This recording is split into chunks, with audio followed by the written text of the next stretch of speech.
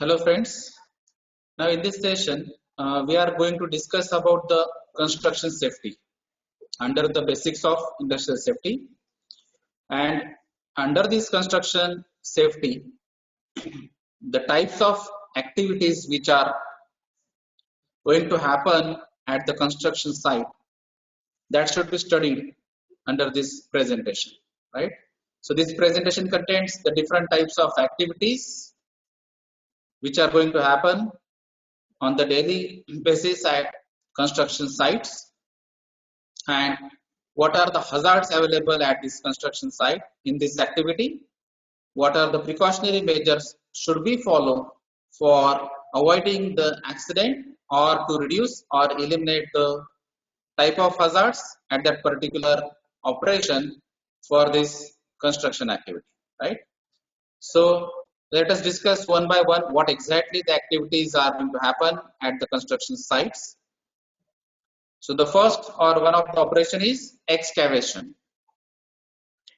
So it is a man-made cut or trench or depression in the earth surface.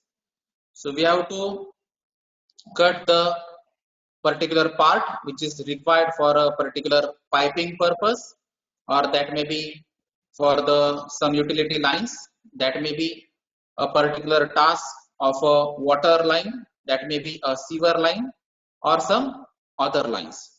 So for underground piping or some other work which is required, for that purpose we have to dig that particular area, that is nothing but the earth cut, and this activity or the operation is called as excavation, right? So cutting that part, digging that part up to the required depth and width, that is called as excavation activity. So excavation, why we required, we already discussed, that may be for the utility lines installation, that may be for underground water line, that may be for sewer line, etc. Now what hazards are available at this excavation site or in the excavation work? So the different hazards like cave-ins, so some earth material, that may be earth or some stones or some other material which is available at the site that may come into that particular site in that particular depth or with the pipelines. So in sometimes the person with the material may slip into that particular area, that is at excavation site. That is also one of the main hazard. Then underground utilities.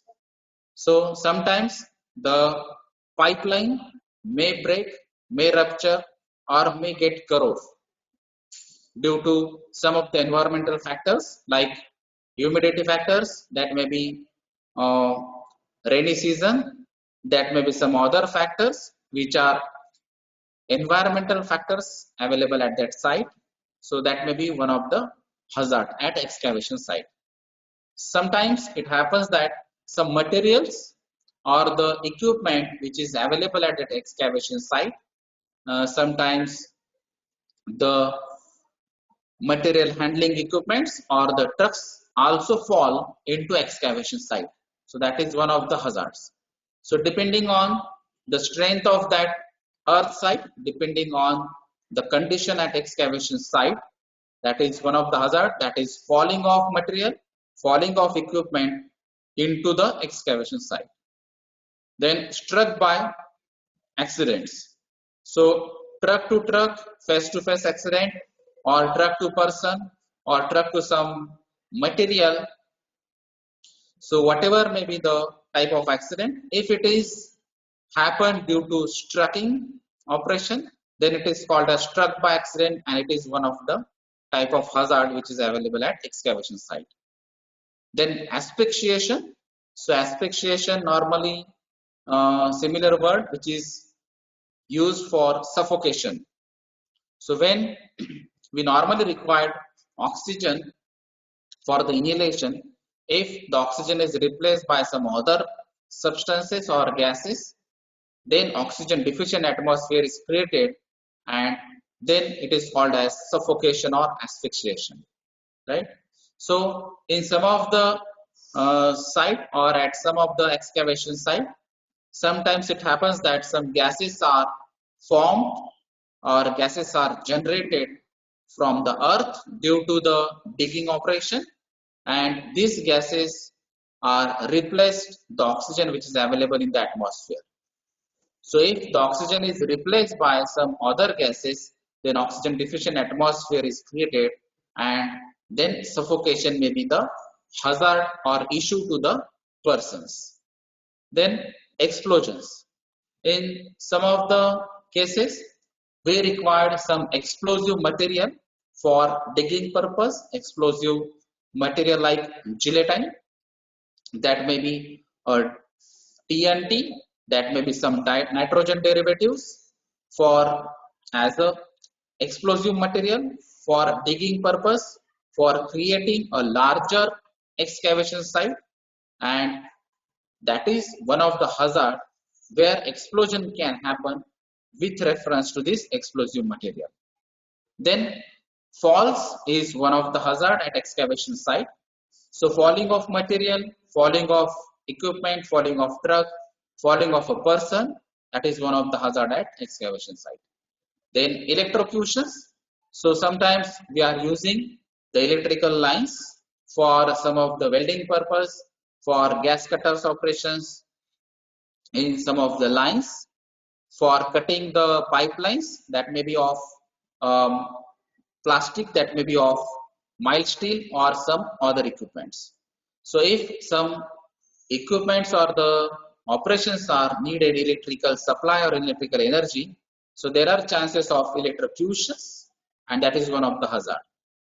Then drowning in some of the excavation site, and especially in the rainy season, or if the excavation activity is happening near to the water bodies like lake, that may be a river, that may be a dam, then there are chances of water flowing into the excavation site, and drowning is one of the hazard with reference to that water only, right? These are the different hazards that may be available at the excavation site or in the excavation work. So what are the safety requirements needed for this excavation work? Rapid access and egress should be provided.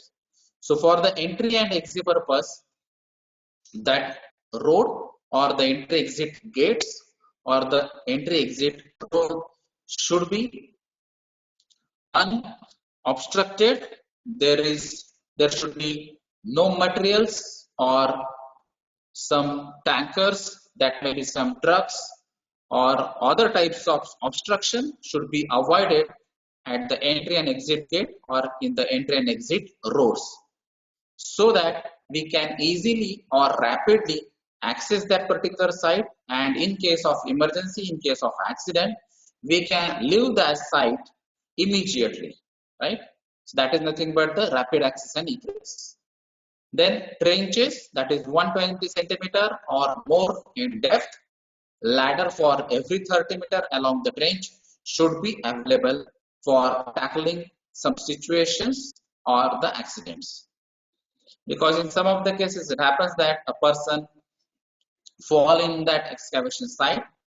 So for removing that person from that excavation site or from that depth, we should require some ladder provisions, that is at least for 30-meter height or length of that ladder, so that we can easily remove that person or save that person from trenches which is having 120 centimeter or more in depth. The ladder should be extended from the bottom of the trench to at least 1 meter above the surface of the ground, so that the person can easily land on that ground which is above the ground, it is called as, and we can use this ladder for growing, but for landing provision the ladder should be extended at least 1 meter above the surface of the ground. Then measures to prevent the dislodgement of loose or unstable earth. So there should be some provisions, there should be some prevention technique or some measurements for dislodgement of this loose or unstable earth, because normally, especially it happens in the rainy seasons, that some earth material or some material which is available at that site is losing from that particular location, from the fixed site, and that may come into the excavation depth. So that is again one of the major you can take. Sometimes in at the some excavation site we can use the metal wires to prevent this loose earth or the to prevent this dislodgement or the losing of this unstable earth to the excavation site. So nowadays we can use the plastic or nylon, or in majority cases we are using the metal mesh or wire screens. Then excavation areas by placing warning signals, barricades, etc. near the site of the excavation. So you must show some signs or some notices near the excavation site where the actual digging or the actual excavation is going on, because some persons are not knowing about these activities, some persons are knowing about the activities, but due to the routine process they may forget. So just by showing the signs or the signal or the boards, you can aware all these excavation activities and related hazards to that persons. In some of the cases, you can use the barricades for avoiding the entry or the access to that particular site. Then excavated material should not be dumped within 1.5 meter of the edges or half of the depth of the trench, whichever is more. So if that is depth is more than 1.5 meter, then that should be adopted. So excavated material should not be dumped within the 1.5 meter of the edges.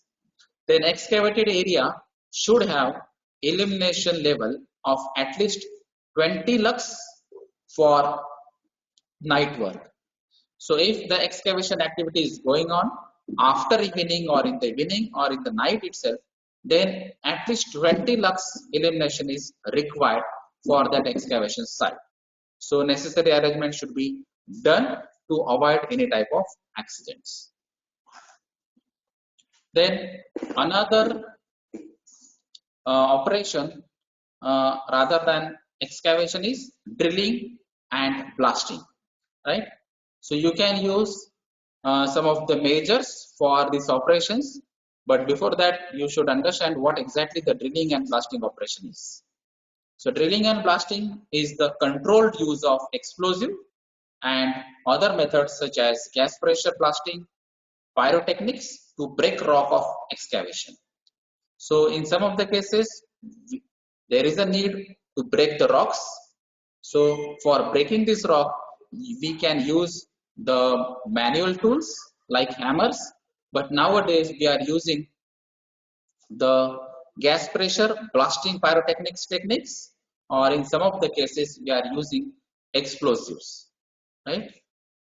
Drilling and blasting currently utilizes many different variants of explosive with different compositions and performance properties. In olden days or the conventional techniques, drilling and blasting operation is carried out with the help of gilletines, and nowadays we can use the different nitrogen derivatives as a controlled explosive material. The most commonly used explosive in mining today are ANFO best blend due to the lower cost than the dynamites. So in the olden days, in the conventional techniques, we are using the dynamites, but nowadays we are using ANFO instead of dynamite because the advantages of lower cost and well controlled. So why this drilling and blasting operation is carried out? So in some of the cases that is called as mining.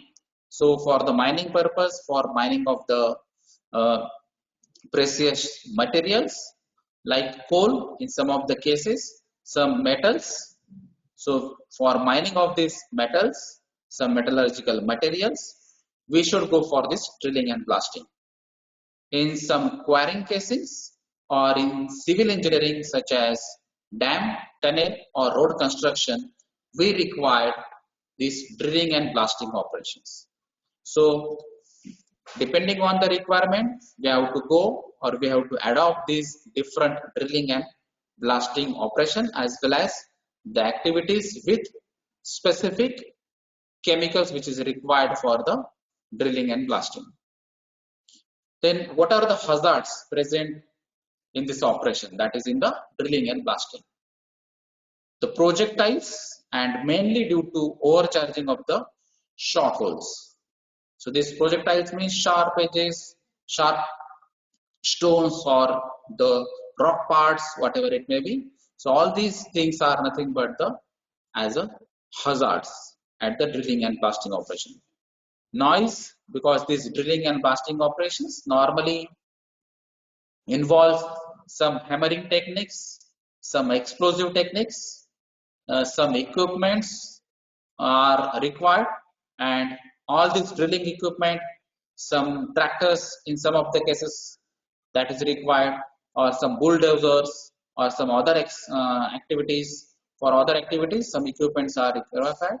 On all these equipments, some handling equipments, some of the trucks, all these are generating the noise, and that is why noise is one of the hazard in this drilling and blasting operation.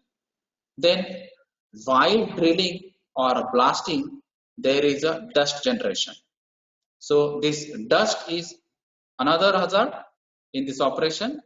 So that dust may be a different type of dust. If it is a rock dust, then the characteristics of that dust is different. If it is earth dust, then that characteristics is different. If it is RSPM, that is respirable suspended particulate matter, then that is hazardous to our respiratory tract, that is hazardous to the person.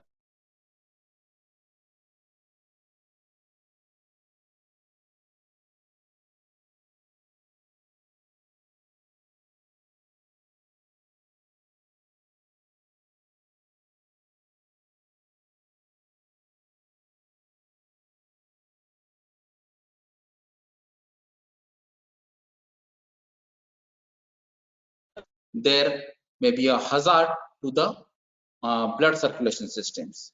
So improper blood circulation may be an issue, that is called as Reynolds white finger issue. That is one of the disease may happen due to this heaviest or higher level vibrations or continuous using of this vibrating equipments.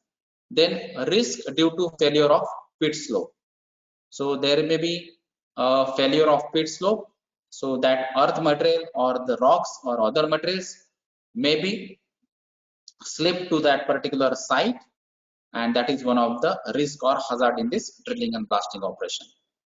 Then risk due to handling of overburden and heavy machinery during the mining. So if you observe the mining site, the area is more, and in this area the heavy trucks are used to transfer these heavy materials and large quantity of material from one site to another site, because normally piling is one of the procedures to store all these mining materials, and for that purpose heavy trucks should be used, and this heavy machinery, heavy trucks may create a issue that is called as overburden or handling of overburden of these materials. Then heavy machinery also cause for accidents due to mechanical failure. Since it may happen that due to the failure of this heavy machinery, some part may be cause an accident, and that may be a severe accident if it is a sharp edge, if it is a heavy metal coming from that heavy machinery. Then risk of accident due to trucks and dumpers. So I have already mentioned when this operation is in the day activity, then it is not a major issue, but when these operations are occurring in the evening or in the night, then this trunk movement or this dumpers movement may be a major issue, and there may be a chances of accidents due to this movement of these trucks and dumpers. So these are the different hazards that are present in the drilling and blasting operations. So this is one of the photograph where we can use this machinery that is called as tunnel boring machine, that is TBM. It is also known as mole. So this machinery or this TBM is used to excavate the tunnels. So in some of the cases like railway tunnel, or in some of the cases road tunnel, so by the road, by the rail, if there is a requirement of tunnel, then you can use this machinery, that is TBM. So this is heavy machinery, and this can be also be used for micro tunneling, right? They can be designed to bore through anything from hard rock to sand. Tunnel diameters can range 30 feet to 58 feet. So TBM can also be designed to excavate non-circular tunnels, including U-shape or horseshoe and square or rectangular tunnels. So this TBM or mole can be used to form a circular, a non-circular, U-shape or some square type or rectangular type of tunnels. So this is a heavy machinery, heavy duty machinery can be used for excavation activity to form a tunnel.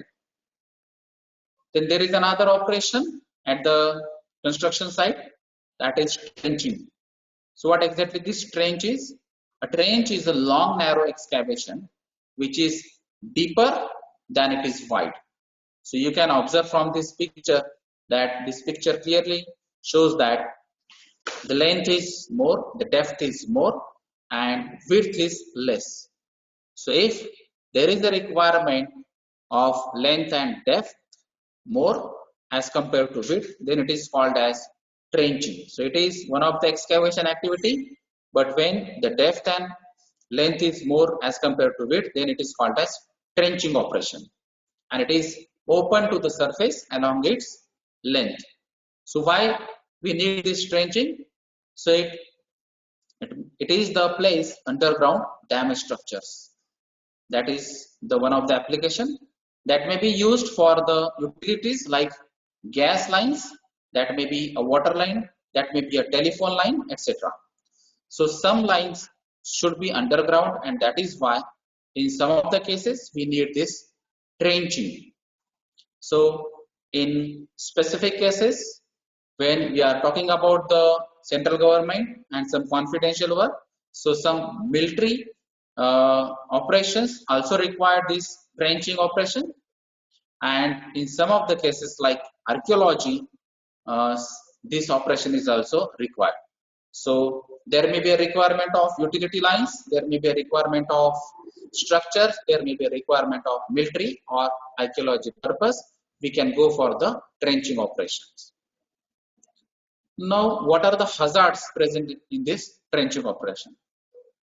So there may be a collapse of the sides. So if the material or the structure is not strong, then there may be a chances of collapsing this total structure at this site, in the site or in the depth. That may be from one side, that may be from two sides, that may be from all the sides. So depending on the structural strength, depending on the load of that particular earth, collapse is one of the hazard. Then worker being struck by falling materials. So if the worker is working in that particular depth, and if some material is going to fall due to the weakness of that material or the structure, then there is a chances of accident due to the struck. Then people falling into the trench. So in some cases, there may be a chances of slipping, tripping, and there may be a chances due to a loose earth or loose material. There may be chances of slipping due to improper shoes, or there may be chances of imbalancing. So there is a chance of fall of people into that trench. That is one of the hazard. Then in some cases, there may be some unsafe means of access. So in some critical cases, in some of the critical sites, there are chances of unsafe means of access, that is nothing but the entry. So for entry, there are unsafe means of access, that is one of the hazard. In some of the sites, vehicles may fall into that trench. So the vehicles that may be used for trenching purpose, vehicles that may be used for material handlings, the vehicles for transportation of this material from one or from one side to another side, these chances of vehicle falling is one of the hazard. Then workers being electrocuted. So for drilling purpose, for welding purpose, for material cutting purpose, we are going to use electrical energy, and there are chances of electrocution because in the excavation activity or at the construction site, there are chances of cutting of the electrical lines. So if the lines are cut and if these wires are live, then there are chances of electrocution at that site.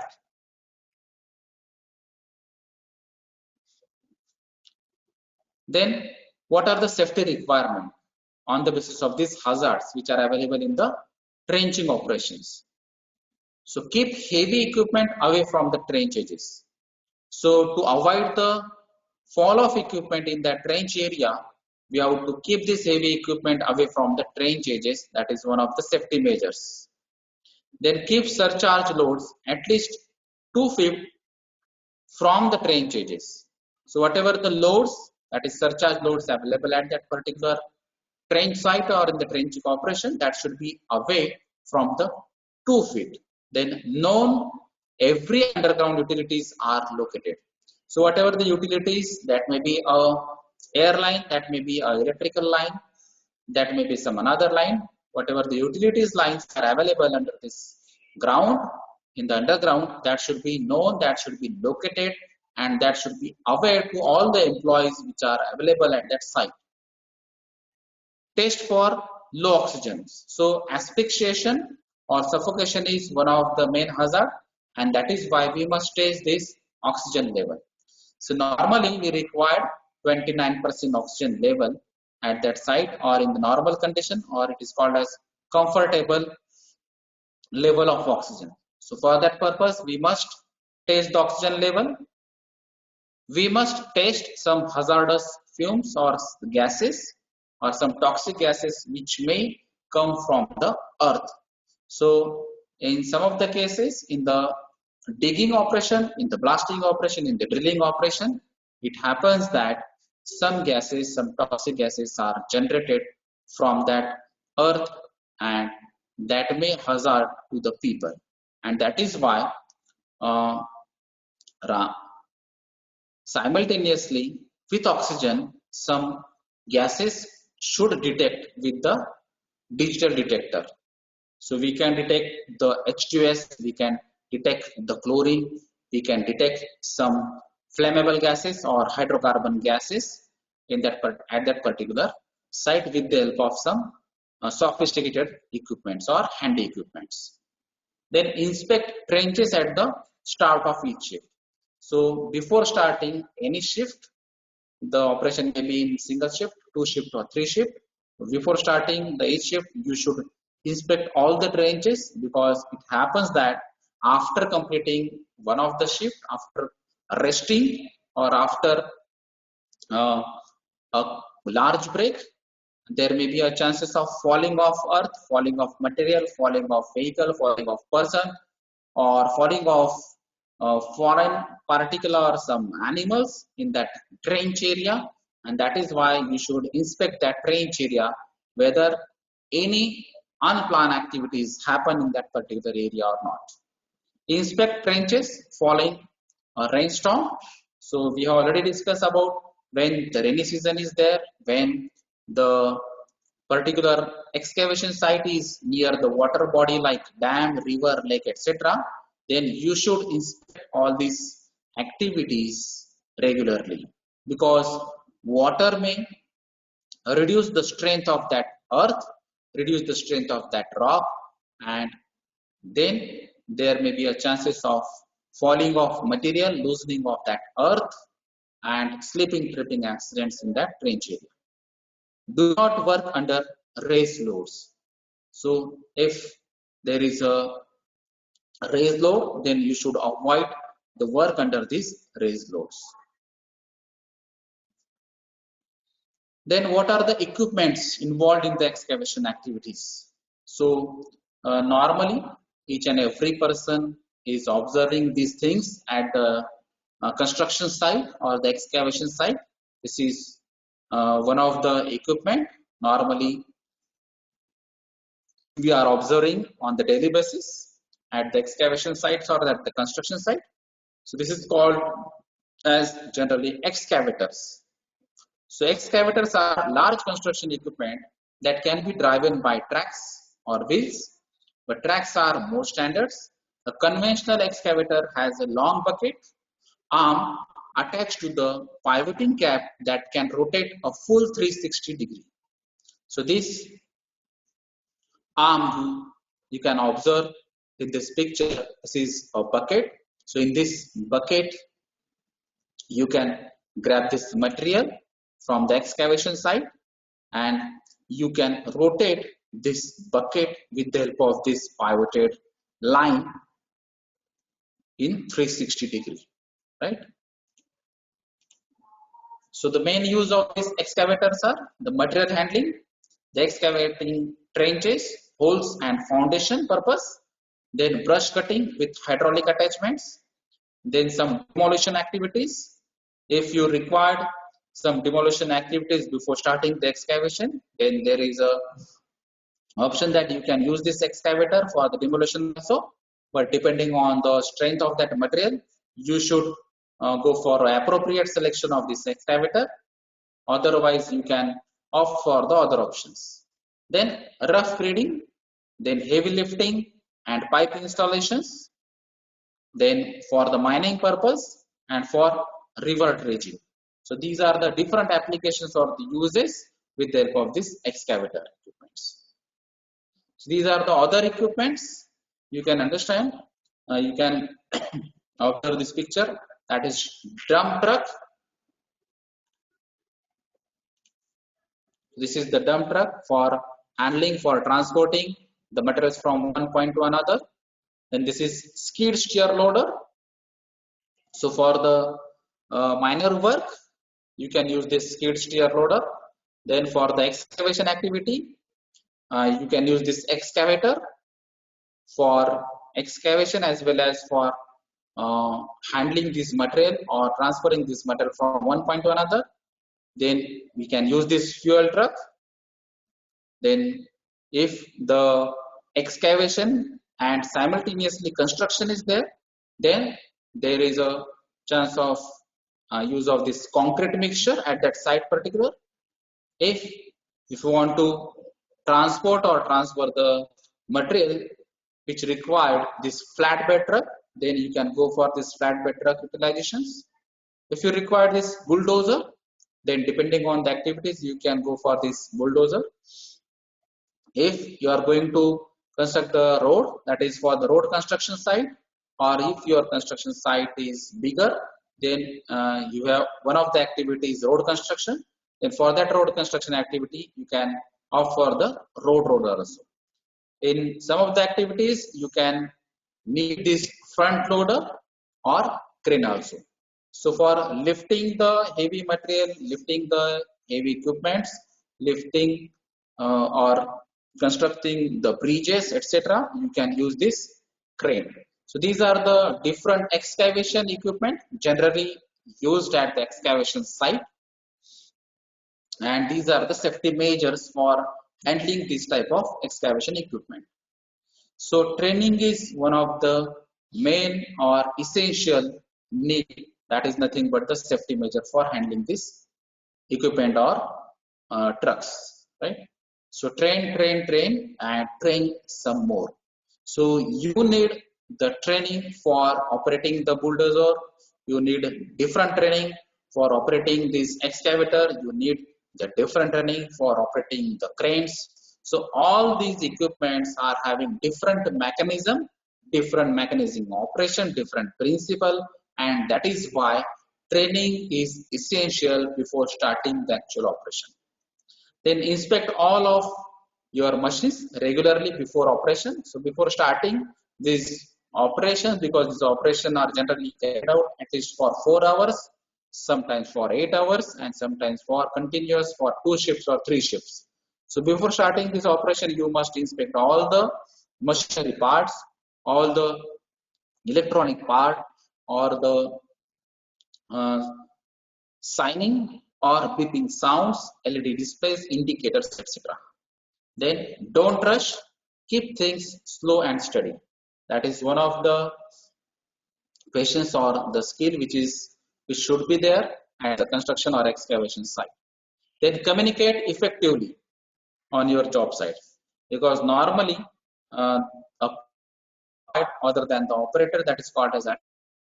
So if there is there is any weak, there is the chances of accident or some hazards like electrical lines, some gas pipelines, there may be a fuel storage, etc. So the proper communication should be done to that operator that you should avoid this particular operation at this age or at this site. Then minimize employee distractions. No phones.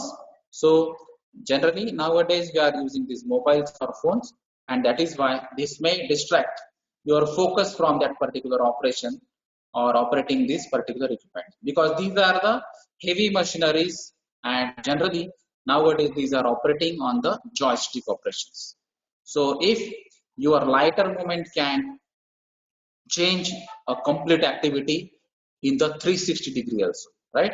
So we must avoid the distraction of the employee by minimizing the phone calls or minimizing the using of these phones.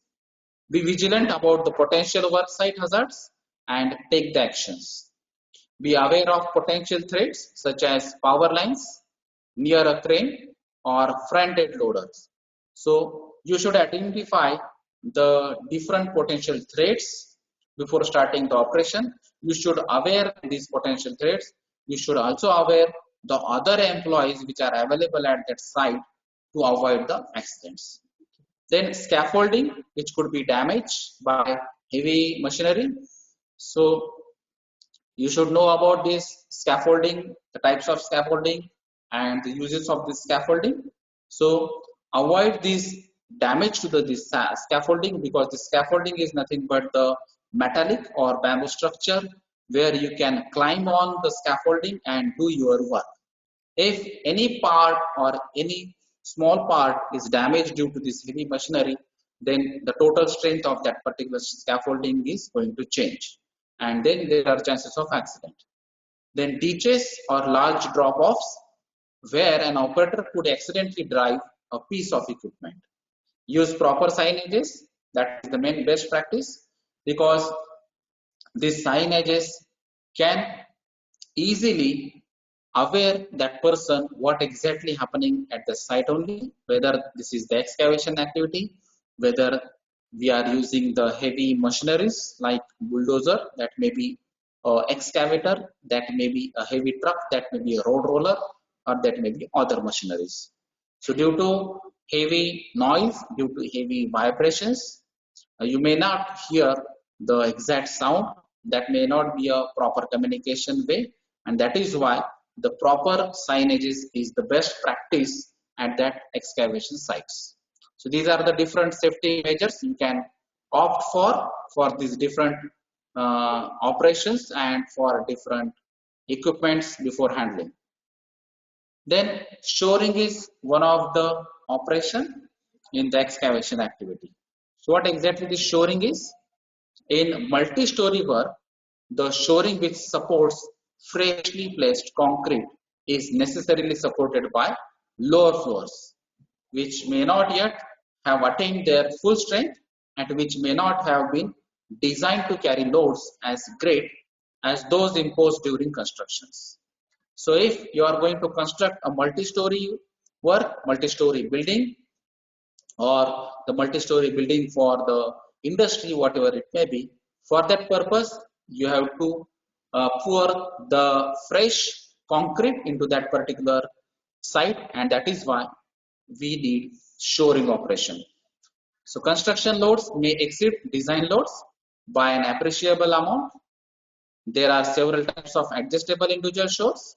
The simplest of these is based on clamping device, which permits the overloading of two, that is 2 into 4 members. So you can opt for this process, you can opt for this shoring operation principle, that is one of the conventional method or old method.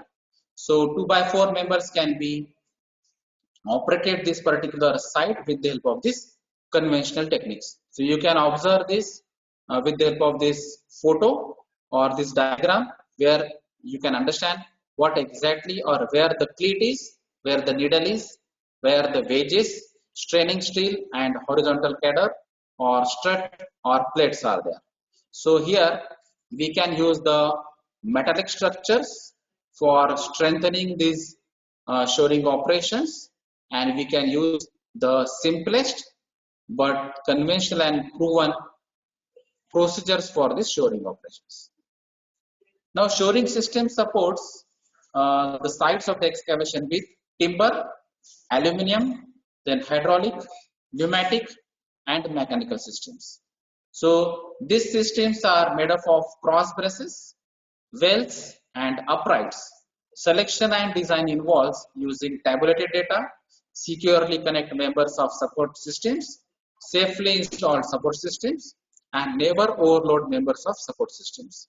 So you must take care that these type of materials should be used for these shoring support systems, and you should opt for these different types of systems. Then what is tunnel? So we already uh, discuss about the excavation activity, where TBM machine, or that is also called as mole machine, can be used for the tunneling operation. So a tunnel is an underground passageway due through the surrounding soil, earth, rock and enclosed except for the entrance and exit commonly at each end. So in some of the operations, in some of the projects where road construction is there, where highways are there, national highways are there, or in some of the railway tracks, tunneling is required. So for this tunneling operations, you can go for the different equipments, you can go for the different operations where this TBM machinery or mole can be used. Why this tunneling is required? What are the purposes? So foot or vehicular road traffic, rail traffic, canal, supply water for consumption or for hydroelectric stations or sewers.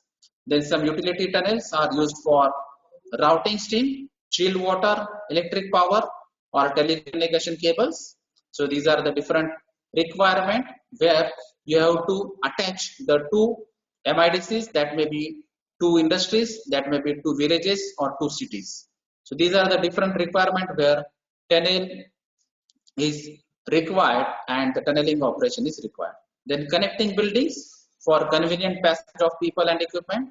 Secret tunnels are built for military purposes. So that is one of the confidential requirement from the central government. In some of the cases, we require this tunneling operation for the military purposes. So that should be done by the military section only, and all the equipments are provided by the central government to that particular section, that is for the military section only. So or by civilians for smuggling of weapons, contraband or people, that may be a requirement. Then special tunnels such as wildlife crossing are built to allow wildlife to cross human-made barriers safely. So that is also one of the requirement for tunneling. Then tunnels can be connected together in tunnel networks. So this picture or photographs can easily show you what is the need of this tunnel. So one of the tunnels is used for the canalling purpose. So from transferring the water from one point to another point or from one location to another. So this is another tunnel where the road transportation is there. This is another tunnel where railway transportation is there. And this is another tunnel where the military section is required this tunnel for their transportation of some of the materials, right? So these are the different types of tunnels, and that is why we require this tunneling operation. And for this tunneling operation, we have to use some heavy equipments for tunnel. So what are the hazards present in the tunneling activity or in the tunnel? So hard physical labor can cause bodily injuries because we are breaking the rocks, we are breaking the hard rocks, and that is why some heavy equipments, heavy machineries, heavy hammering techniques can be used by the laborers of the operators, and that is why there are chances of body injuries. Then roof falls or cave-ins can cause head injuries, crush injuries, suffocation, or death.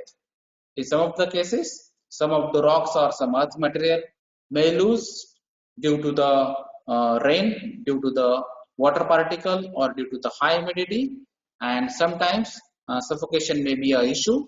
Sometimes some injuries may there, or some head injuries may be an issue due to these roof falls or cave-ins. Then exposure to crystalline silica dust and cement dust can lead to respiratory, lung, or skin problems. So there is a issue if you are going to break these rocks, and these rocks are made by the silica, and when you are going to break these rocks with the help of manual hammering, that may be with the help of some hammering machineries, or that may be with the help of some heavy machinery, whatever it may be. But with the help of these operations, there may be a chances to create the crystalline silica dust, and this crystalline silica dust may go to the respiratory system because this silica dust is a respirable one, and due to this silica dust, silicosis may be a disease that is called as notifiable disease, and this is one of the problem which is related to the lungs. In some of the cases, for some of the persons, there may be a problem of skin irritations because this silica is allergic for some persons, and that is why skin problem or skin irritation may be one of the problem. Then exposure to chemical vapors can cause lung problems. So we have already discussed in some of the digging activity, in some of the tunneling activity, in some of the rock breaking activity, some gases may be created because these gases are trapped into the rocks. So these gases are trapped into the earth, and when we are going to dig this earth, when we are going to break these rocks, then there are chances of chemical vapors. So if these chemical vapors are generated in the working environment, then there may be a lung issues. So these are the different issues which are related to the lungs, and this is called as pneumoconiosis. So pneumoconiosis is one of the notifiable diseases as per the Factory Act 1948 is concerned, and pneumoconiosis is nothing but a lung related diseases. Then exposure to radon can cause lung cancer. So this is one of the, again, lung disease which can cause the cancer. Then oxygen deficient atmosphere can contribute to breathing problems such as asthma. So when the oxygen is replaced by other gases, then there may be a chance of oxygen deficient atmosphere. It is called as confined space because the comfortable zone for the oxygen is 29% or 27%. When the oxygen level is below 23 or below 21, then we can call it as oxygen deficient atmosphere, and due to this oxygen deficient atmosphere, you can face the problem like asthma or asphyxiation or suffocations. So these are the different hazards available in the tunnel. So what is the safety measure to be taken for this tunneling operations? So you should monitor all these air. So you should go for the sampling and monitoring techniques. You should go for the proper ventilation technique. You should measure the quantity of air, the quality of air, and that is called as air monitoring and ventilations. So if the quality of air is not as per the standard, if the quantity of air is not as per the standard, then you can add this quality and quantity both after this safety measures taken. Then illumination is nothing but the light requirement. So in some of the activities you require more light as compared to the average light. So if you are going to do the excavation activity, tunneling activity, underground activities, then the light is available in that tunnel is very less as compared to the open space, and that is why artificial light is required. So you should monitor all these illumination, that is nothing but the light. So with the help of lux meter, you can measure this lux or light present at that site and what is the requirement.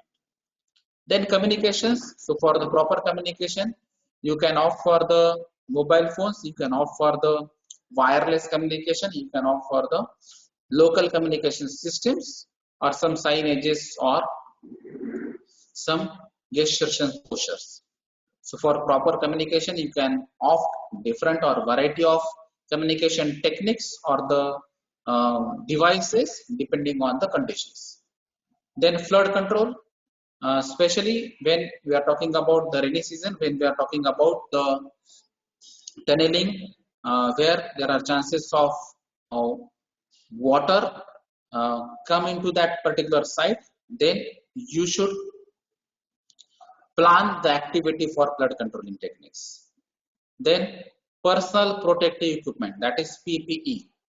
So for the tunneling activities, normally the PPEs are required as hard hats, helmets, safety shoes, gloves, and if the oxygen deficient atmosphere is there, if suffocation or asphyxiation is one of the problem, then you have to use air respirator systems or SCBA, that is self-contained breathing apparatus, for satisfying the oxygen level criteria. So some personal PP or the personal protective equipments are required for this tunneling activity. So depending on the condition, you can uh, list out the PPs required for that particular activity. In the night activity, in the night shift or in the evening, you may require the hard hat and helmets with artificial light, right? So that is normally we are using the less than 24-volt light for these activities, because there may be a hazardous or highly flammable gases present in that atmosphere, and to avoid this fire or explosion, we have to use this less than 24-volt lights in the evening or night.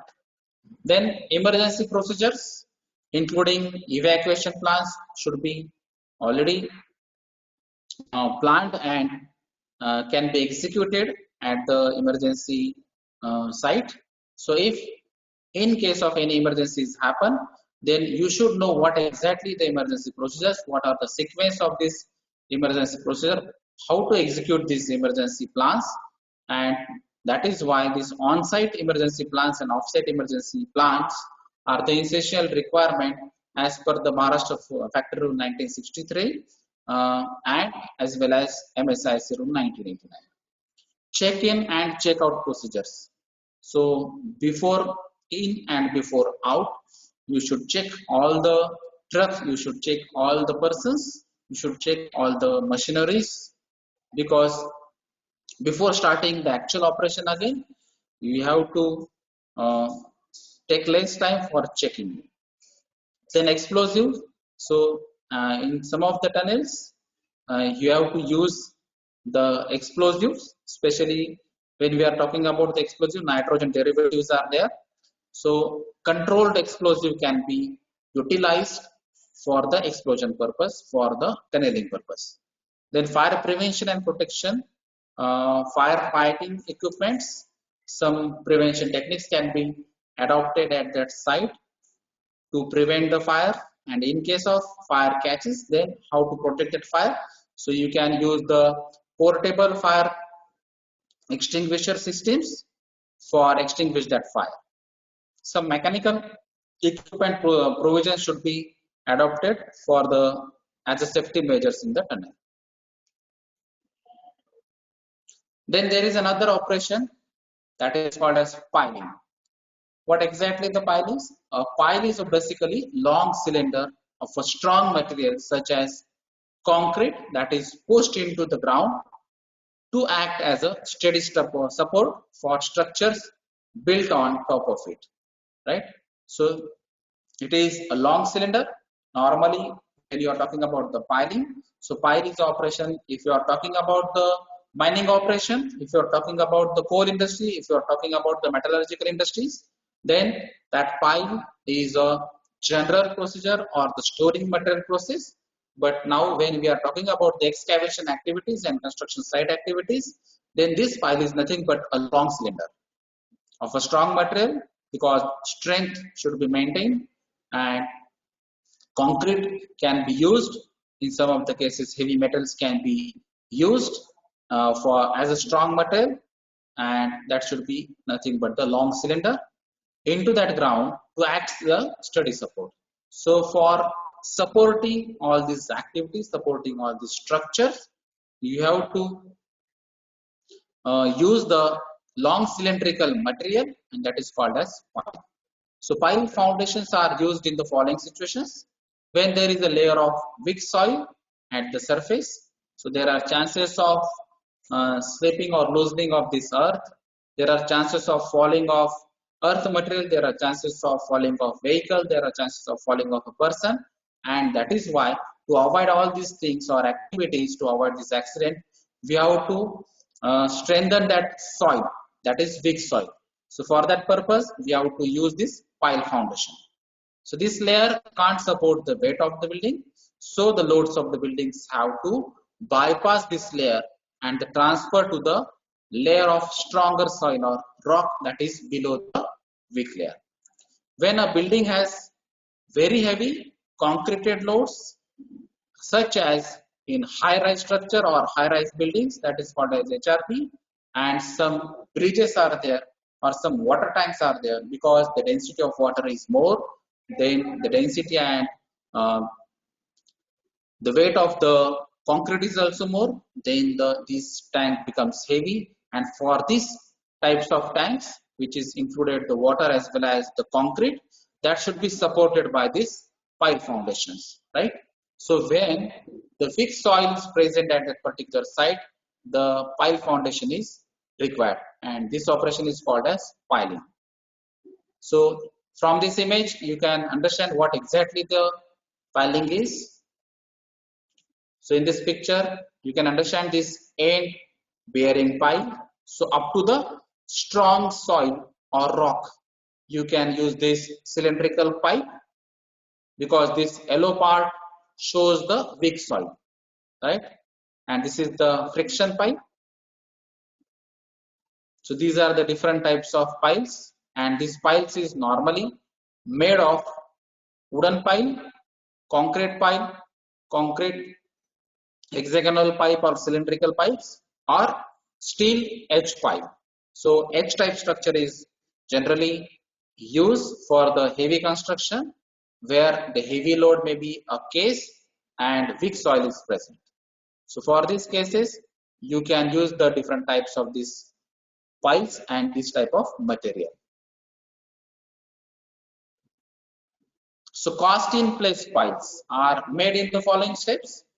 So hammer a thin wall steel tube into the ground, then remove all earth left inside the tube. So you have to remove all the earth from that tube structure or from the inside the tubes. Lower a steel reinforced cage into the tubes. So you have to put that steel structure into that area, that is tubical area. Then cast the pipe by pouring wet concrete into the tube. So we are digging that particular area, we are using the tubular structure, we are using the metallic tube, and in that tube again we are reinforcing the concrete, so that the structure becomes very heavy and with having good strength. So this weak soil is converted into a strong heavy piling, and now you can use other operations. We can go for the other operations, that is nothing but the constructions operations after piling operations. So when the weak soil is present, then we can opt for these piling operations. Then what are the hazards in these piling operations? So health hazards, such as contact with the contaminated risings or groundwater and contact with the hazardous material or dust. So we have already discussed about the dust, respirable suspended particulate matter, some hazardous material may contact, some allergic issues, some skin issues, some respiratory issues or some lung issues may be a problem. That is nothing but a health hazard present at the piling site or in the piling operation. Then for the digging purpose, for the installation of pipe purpose, for the concrete installation, noise and vibration is another hazard. Then contact with the plant or machinery during lifting, slaving and pitching of piling elements, the movement of piling rigs, etc. All these are the different hazards in different or various operations in the piling. Then plant instability causes caused by the gradients, variable ground conditions and or inadequate bearing capacity. So instability, plant instability may be one of the issue, one of the hazards. So depending on the ground condition, that may be a hazard, that may be a different level of hazard. So hazards of buried or overhead services. So if already some installations are done under this ground, then there may be a hazards because you can damage that particular utility line, that may be a gas line, that may be a water line, that may be a different line. So that may be one of the hazard. So you have to identify what exactly the utility or different lines are under this ground.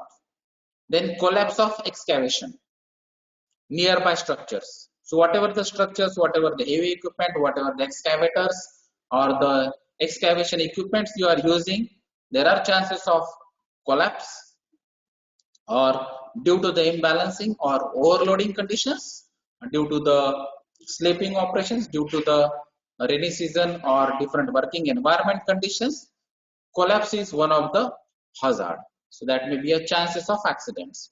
These are the different hazards in the piling operations. Foundation. So we have already discussed about this piling foundation.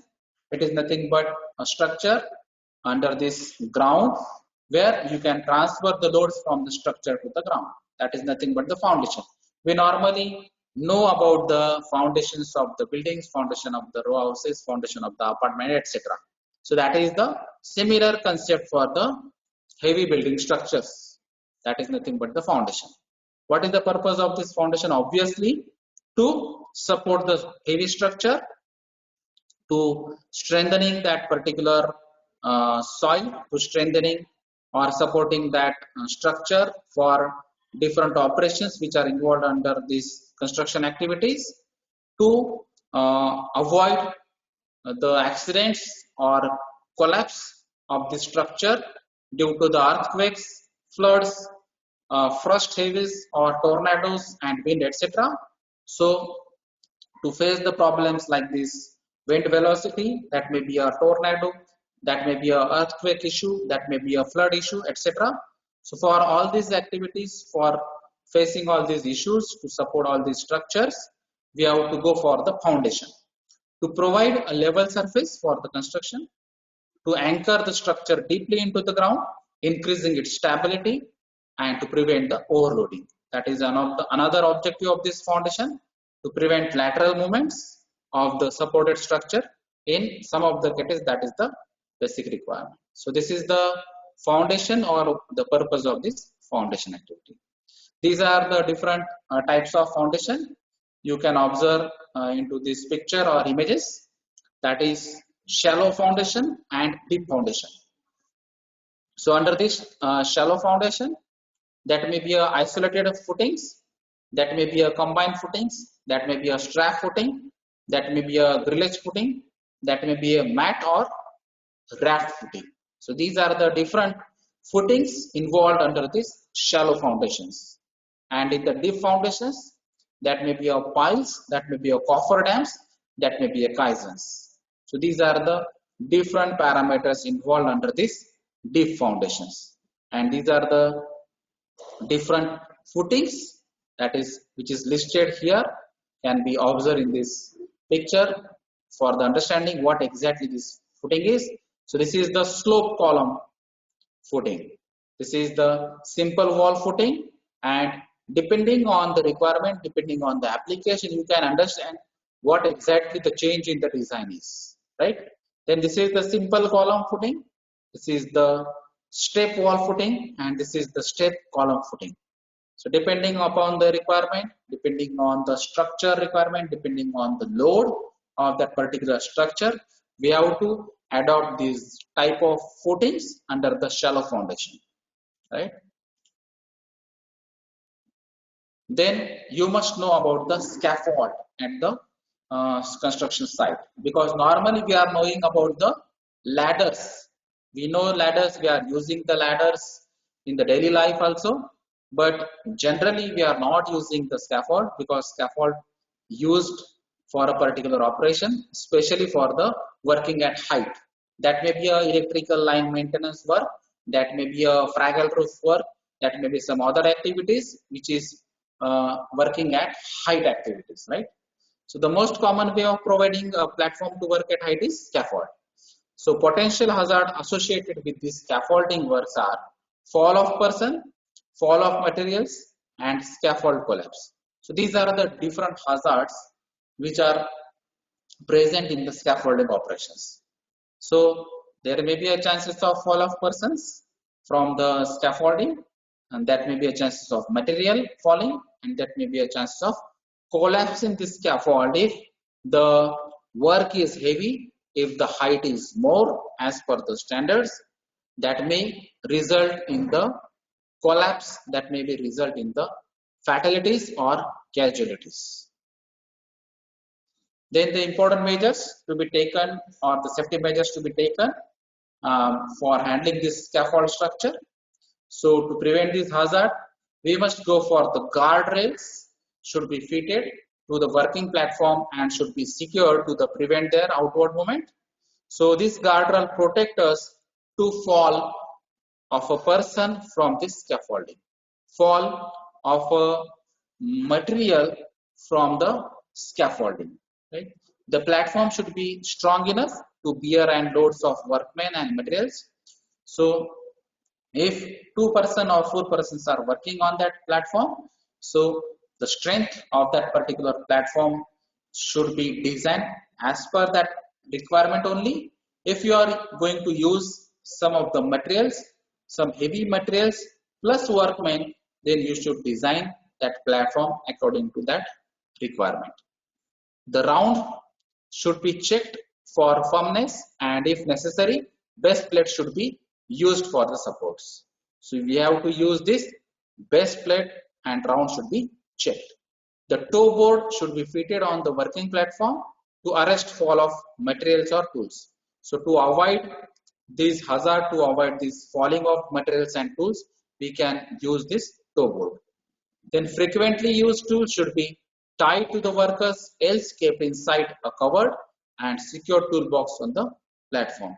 So this is the regular work or daily activity, and if you are going to use a particular tool on the daily basis in all the shifts, then you have to tie these tools to that guardrails, or you can use a toolbox, and this toolbox should be placed in a safety manner on this platform of the scaffold.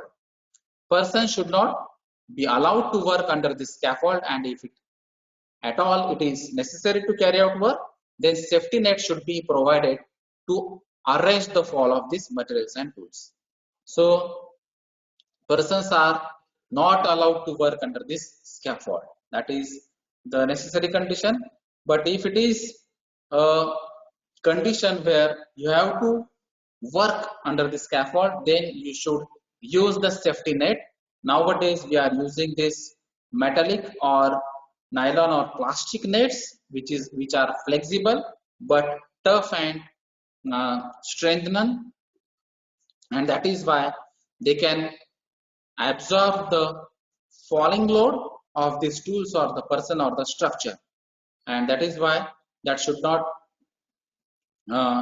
be of some other materials, because due to heavy materials due to the height, that is the calculation of m into g, that is mass into acceleration due to gravity. So that becomes a heavier than a normal, and that may break that particular net, and that is why we have to adopt the good strength net to avoid this type of accidents. Then experienced and skilled person should be uh, allowed to work on the scaffold. Scaffold should be secured to the permanent structure at sufficient points to avoid the movements. It should be overloaded. It should not be overloaded with excess manpower or materials. So whatever the safety load, whatever the calculations are done for that particular manpower with weight and the weight of that material, that should be allowed only. Then movement of cranes, vehicles and heavy equipments near to the scaffold structure should be avoided, should not be allowed without any particular supervision. Care should be taken to prevent accident. Approach of working platform to live electric overhead lines. This is one of the case because some scaffold are having good height, and that is why you should avoid the scaffold structure height, or limitations should be done to that height of that scaffold to avoid the touch of electrical overhead lines. Experienced workers should carry out dismantling of scaffold as per the procedures and the sequence of operation, or whatever the SOP is written by that particular industry and expertise. All person while working at height should be use or wear the PPEs, that is personal protective equipments, like safety belt, safety harness systems, helmet system, safety shoes, hand gloves, etc., whatever required. So depending on the condition, depending on the type of work, you have to adopt these type of PPEs. Then working platform should be free from unnecessary material.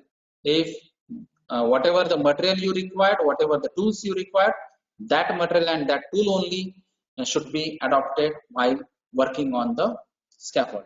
The quality check or examination for the condition of members of scaffolding, and that is tie rods, bolts, etc., should be carried out, and scaffolding should be certified for safe use. So inspection and testing is one of the necessary condition for or before using the scaffold on a continuous basis.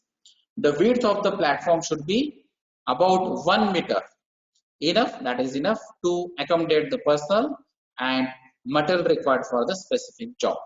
So 1 meter is about 3.25 feet, and that is enough space for a person with material. The platform or walkway should not have any openings or gaps. A system of issuing height passes to persons deployed to work at height should be followed in construction sites. The height pass should be issued after conducting medical examination, that is vertigo test, because some persons are not suitable for working at height.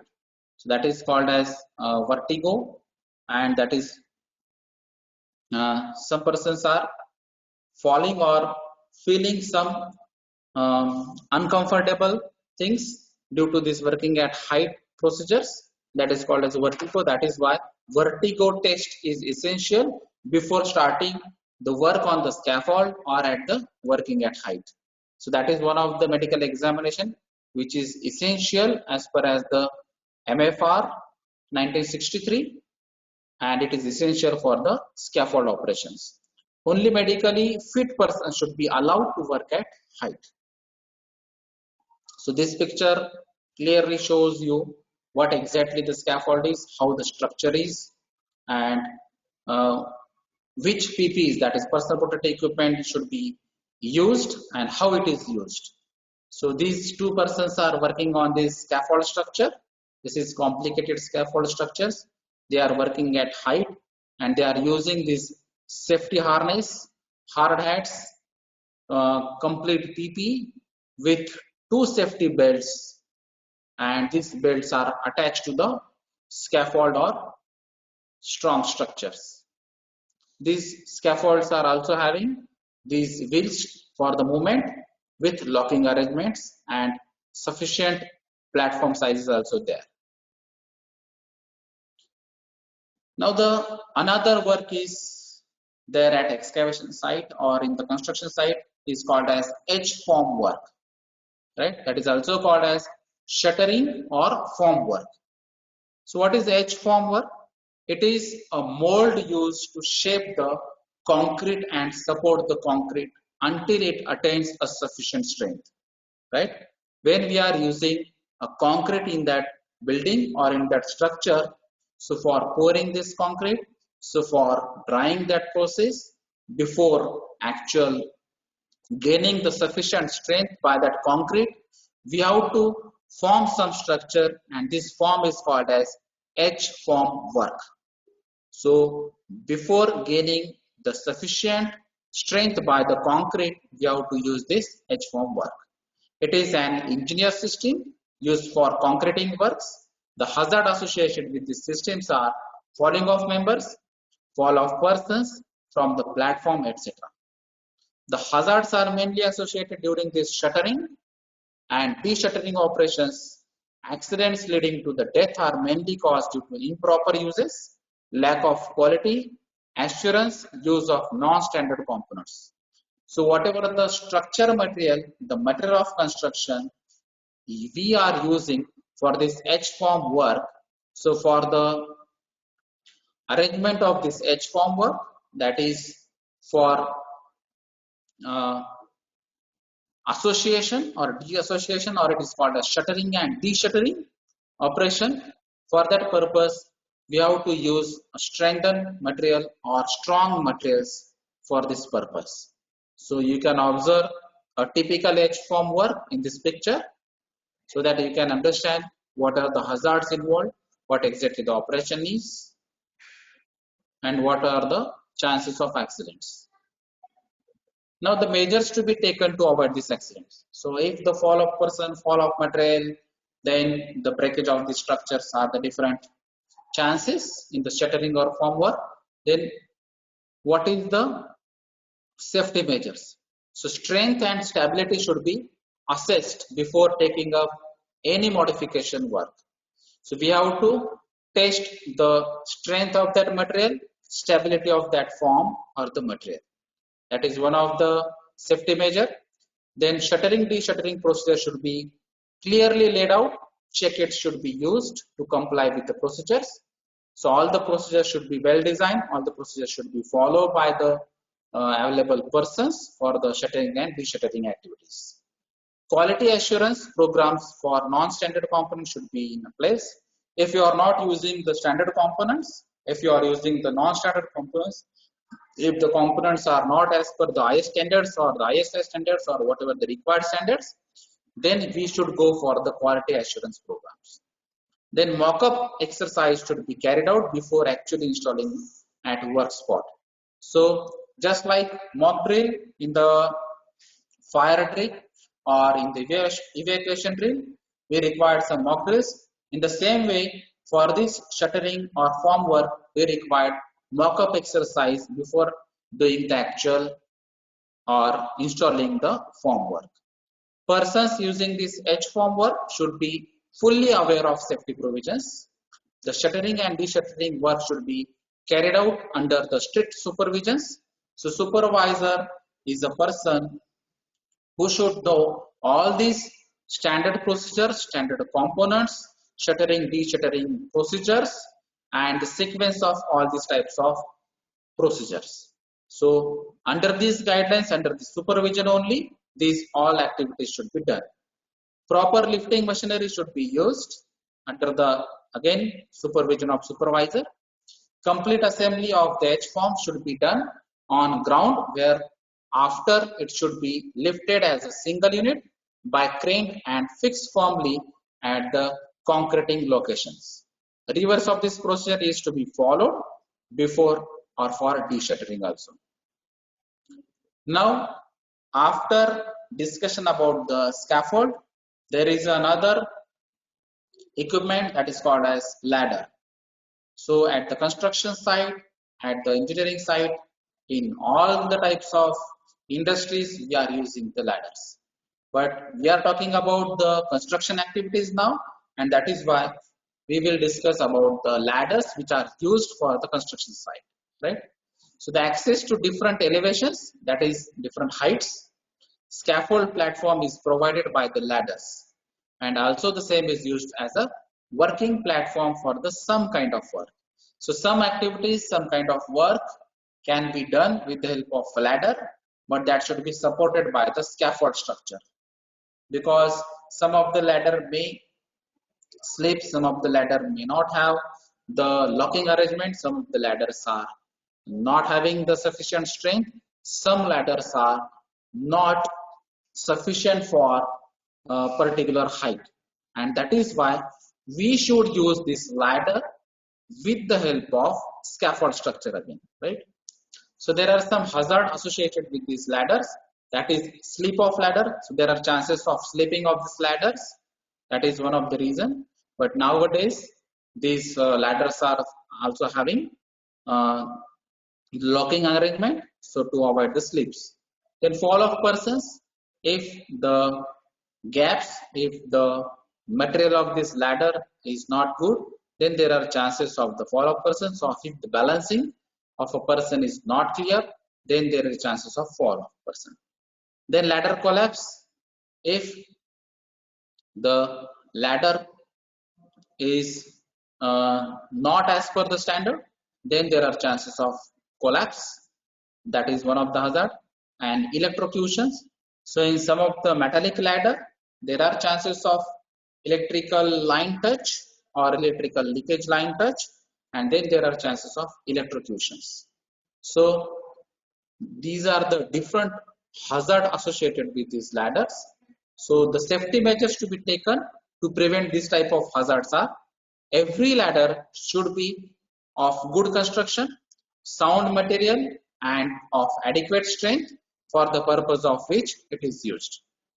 So good construction, sound material as per standard material, and adequate strength. That is main safety measures to be adopted for the ladders.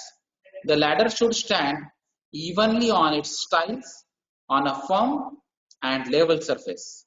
Ladder should be securely tied near it to its upper end and its lower end to the permanent structure when used for the access to platform. So when you are climbing on this ladder, when you are using this ladder for a particular work at height, then you should lock this ladder at upper end as well as at the lower end. Then ladders leading to landings or walkways should be extended at least 1 meter above the top landing. That point is we have already discussed in the scaffold also. Then ladder should be placed approximately at an angle of 75 degree to the horizontal when it is used for the axis as well as working platform. Ladder with missing or defective rungs should not be used, because there are chances of fall of a person or a fall of a material through these defective rungs, right? So we should avoid these defective rungs ladders. So these are the different safety measures under the ladders. Two ladders should not be joined to carry out work at height. So the design or the strength of the ladders is different, and when you are going to join these ladders, the strength of that ladders is also different. So we have to avoid this joining of these ladders. So we must use a single ladder or having good length or height with proper structure and strength. Ladder should be inspected thoroughly for any defects before start of work and on regular intervals. Use of metallic ladders or wooden ladders with metallic parts should be prohibited in the areas where live electric lines are available. Rungs and footwears of persons should be free from slippery materials such as oil, mud, to avoid slipping from the ladders. So in some of the operations at some sites, in some of the work area, there are chances of spillage of oil or mud on the ladders, and that is why we have to avoid this oil or mud or the material which can create the situation like slipping. So to avoid this slipping from the ladder, we have to clean these rungs and footwear of the persons. Makeshift ladders should not be used. Person should face the ladder while climbing up or getting down. So these pictures showing you how to use this ladder, how to lock this ladder, what is the material of construction of this ladder, how to use the tools while climbing up on the ladder, then how to use the ladders with scaffolding. So these two pictures clearly mention you what is the locking provision at the top and the bottom also. Then there is another operation that is called as fragile roof operations. So at the construction site, this is one of the hazardous operation because there are chances of fall of person, fall of material, and chances of fatality. And that is why this fragile roof and safety measures in the fragile roof operation is very important. So work on or near any roof or ceiling covered with fragile material like AC sheets or similar materials such as perspex, polyester or other types of plastic fibers through which he is liable to fall is nothing but a fragile roof work. So falls through fragile roofs and fragile roof lights cause death and serious injury. That is why I have already mentioned that casualties or the fatality chances are more in these fragile roof operations. They account for almost a fifth of all the fatal accidents, which results from a fall from height in the construction industry. So in the construction industry, the major portion of the fatal accidents is nothing but the fragile roof operations. The types of this fragile roof operation is nothing but old roof lights, old liner panels on built-up sheet roofs, non-reinforced fiber cement sheets, corroded metal sheets glass, cotton clipboard, slates and tiles. So these are the different types of fragile roofs where the operation can be carried out, and these all operations are nothing but the working at height operations. So from this picture you can understand what exactly the fragile roof operation is. So in the first picture you can understand these two persons are working on this fragile roof, but it is an unsafe work or unsafe act because they are not using the crawling boards to avoid the slipping action. So here this person is going to balance his body, but there are chances of slipping and this accident may result into the death or severe injury, right? Now you can observe the second picture. In this picture, these two persons are using the crawling boards as well as the lifeline as well as the personal protective equipments like gloves, hard hat helmets, then safety harness systems, etc. And safely they are working on the fragile roof. So these are the different conditions wherefrom you can understand how to work on a fragile roof. So these are the different precautionary measures while working on the fragile roof. Person should not step on the fragile roof for any work. The same work can be done without going on roof. If it is possible, then you can opt the second options without stepping on the fragile roof. Then you can go for the operation or work without stepping on the fragile roof. Assess the risk and then take action. You have to assess the risk, what is the level of risk, whether it is a low risk operation, whether it is a moderate risk operation, or whether it is a high risk operation. So depending on the risk level, you have to take the actions accordingly. No person should go on rooftop unless he is trained in the work. Cautionary board to be displayed near the access ladder to the roof. Secured means of access and exit from the roof should be provided, and edge protection, that is main guard rail that is 910 mm above the edge, toe board at least 150 mm high, and intermediate guard rail should be provided. So unless and until this main guard or toe board and intermediate guard is provided, you should avoid these fragile roof operations or work. So these are the different precautionary measures while working on the fragile roof. Then you can go for the cat ladders, encourage lifeline, safety belt must be provided. So we have already mentioned or discussed and shown in that picture that these two persons are using this lifeline, safety belt and safety harness systems, and cat ladder is nothing but the crawling board which avoids the sleeping action. Then traveling cat ladder may be provided to avoid the person stepping on the roof directly.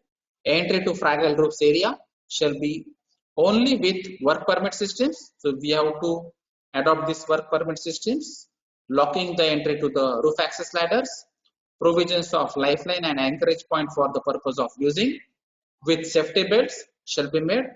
Never allow a person to walk along the lines of bolts and purlin. The number of catwalk ladders issued to each person on roof is enough. So catwalk ladders should be issued to the persons who are working on this fragile roof. So these catwalk ladders or crawling boards are necessary to avoid the slipping of material slipping of the persons or falling of the person due to slipping from the height. Now at the construction site, in some of the cases we are going to use these tower cranes, right? So we all know what exactly the tower cranes are. There are two types of tower cranes, that is main is the static and mobile towers. So when we are use the cranes for lifting the heavy material or for shifting the heavy equipment or material from one point to another, and if it is a routine activity for some period, then we should go for the static tower crane. If it is a temporary activity, then we should adopt the mobile tower crane, right? So these tower cranes, sometimes it is fixed, sometimes it is slaving towers, and sometimes it is a mobile operations with the help of vertical axis and stationary tower. And in some of the cases, we can also use vertical as well as horizontal operations or the movement of this crane. So from this picture, you can understand what exactly the tower cranes are. This is mono tower cranes. That is a cat head is shown here. This is slaving ring. This is tower head, and this is fixed tower. This assembly or the structure is heavy, having good strength, and from the slaving ring, this is cat head. So movement can be done. The material can be lifted and can shift or transfer from one point to another with the help of this mono tower. This is inner and outer towers. So there is a little bit change in the design. Now here inner tower is installed under this cat head and slaved bearing, and this is the outer tower that is fixed. So this is the thrust bearing. So these inner and outer towers can be used or provide for the specific requirement. This is a telescopic towers. So from this picture, you can understand what exactly the telescopic tower is. So this is the cabin where from you can operate this tower crane or telescopic tower crane. This is turntable. This is telescopic tower, and this is tower fully extended. So here this part is fixed and this is extendable part. So depending on the requirement or the height or the working operation, we have to extend this particular tower from this extension, and this is the counterweight. So whatever the capacity of this crane for lifting purpose, so this lifting capacity is decided on this counter part or counterweight. So to avoid the accidents of collapsing the cranes, to avoid the accidents of breaking the crane structure, we have to judge or predict this counterweight and capacity of the cranes. So these are the different hazards in the tower cranes, that is falling loads, operator incompetency, slipping, mechanical failure, two blocking. So we have already observed many of these accidents in the construction site while constructing the bridges, while constructing the high-rise building, etc. Then there may be a electrical hazard, that may be a crane overloading hazard, that is swing or suddenly drop loads, hoist loads beyond the crane capacity, use defective components or drag loads, and side load a boom. So you can observe from this picture that this is a tedious or critical task that you have to judge or predict. You have to take a judgment from this cabin itself, because in this cabin the virtual image and the actual operations, whatever happen with the help of this crane, whatever the counterweight is there, whatever the capacity of this crane is there, whatever the structures involved or the rope wires are involved in this crane, all the things are controlled in this cabin only. So from this cabin, this operator can operate this crane, and that is why training is very essential, and this vertigo test is very essential, right? So these two things can avoid the accident from this tower cranes. So what are the safety precautions for avoiding the accident in the tower cranes? Appropriately training. So we already discussed all the employees.